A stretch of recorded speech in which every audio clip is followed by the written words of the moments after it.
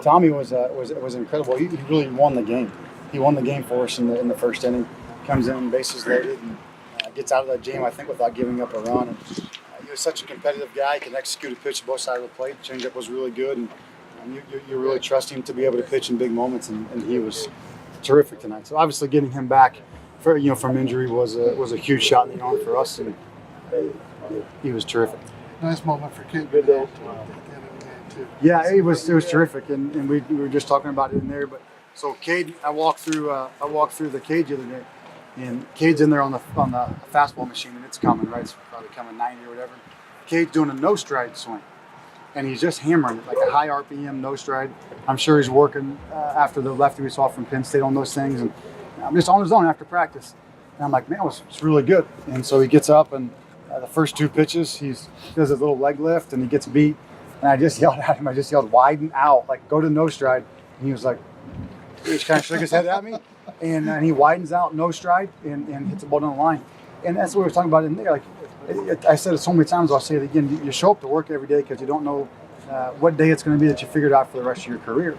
And so if Cade Bennell is not in the cage working his butt off on a no stride so that when he needs it against a guy throwing the ball 94, and overpowering him, he's not prepared to go to that. And so I was just really happy for him to step in and be prepared for that moment.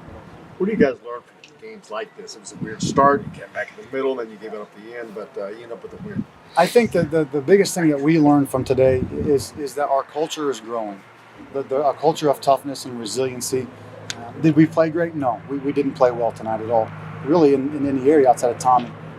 But the toughness in our competitiveness and our spirit to continue to fight and not sulk, not put our head down, not throw a fit, but to just keep coming and keep coming and keep coming. It's not always your best day, but it's always a day for you to compete and fight.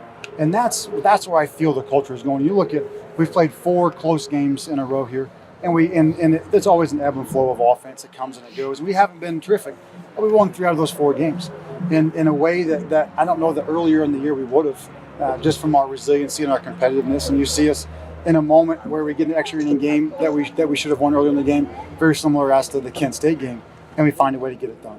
And so that's what I take from this. And do we have work to do? Absolutely. Do I have to do my job better? Absolutely. But you look at it from a culture standpoint, that's what I get excited about, because a culture and an attitude and an environment that the players create, that carries you much further than talent alone does. I think there was 17 Indiana hitters struck out tonight. I mean, that's obviously got to be something you talk about in terms of approach. Yeah. You know, I get that was a real frustration for me because we haven't done it in a long time. Yeah, and I just said, listen, guys, like we swung at more balls that were out of the zone than were in the zone. And if there's anything that we do from an offensive standpoint, it's approaches and it's pitch selection and it's swinging at strikes. And we've done a good job of that. We really had for a long time. And we just didn't do that tonight. We expanded the zone with the starter. We had a really good first inning and a half. And we got behind fastball, off fastball timing, ahead of off speed, and the same daggone thing we did against Kent State. We adjusted back to it, and then they went to their arms, and they wanted to win the ball game, and they went to their good arms, and we kind of we just weren't great, and so we have to go back and we have to get better at that. It's kind of the middle of the season where your focus can wander offensively. We've hit a bunch of home runs. I don't know. I don't know what it is. If I could get a bat and go in there and do it, I would love to. But my eligibility is exhausted, so unfortunately. But you know, we've just got to get better. We got to fix those things. Real quick, Evansville, number 36 RPI. I think it's a big series. It's a huge series. It's an absolute huge series, and kudos to them for, they didn't have the year they won it last year. But you look at their toughness, look at their culture to be able to come back and be an NCAA team right now. And it's going to be a massive challenge for us this week against 4 games. It's your first taste. What'd I do? No, they're playing. I said so. I'm not that funny. Your first taste of IU versus Purdue, obviously not a Big Ten game, but what does it mean to come away with the win? It's huge, man. It's huge to me. We had Coach Knight in last weekend. I just thinking about Coach Knight and Coach Katie going head to head, and all those dog fights and those scraps, and tonight was a very hot and high intensity ball game. So it meant a lot to me to win the first one.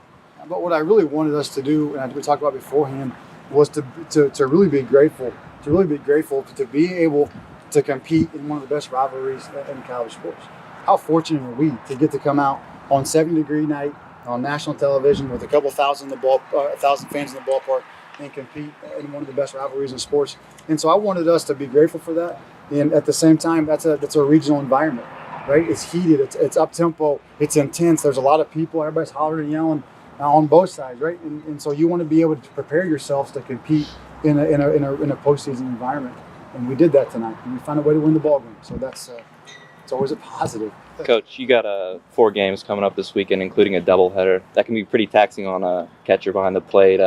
Who's with Feynman out? Who are you looking to? Maybe if you say White Cross, something bad, or he's just tired. Yeah. Who are you going to there? I was hoping you could strap some gear on. To get that. You do not want to see that. You do not want to see that. You know Coach Hatfield. Yes, sir. Heard some good things. I know we got a couple guys. Drew Ashley's caught some, and Jake Skrine's caught some. And we'll have to kind of take it as it comes. And we've been practicing some different guys back there. But at the same time, look at how far Wyatt's come. Right? I mean, look how far Wyatt's come, offensively, defensively, in every way of the game. I've been really, really proud and impressed with Wyatt. What a good young man and a hard worker, and I know he's going to come out and give it his best for us this weekend.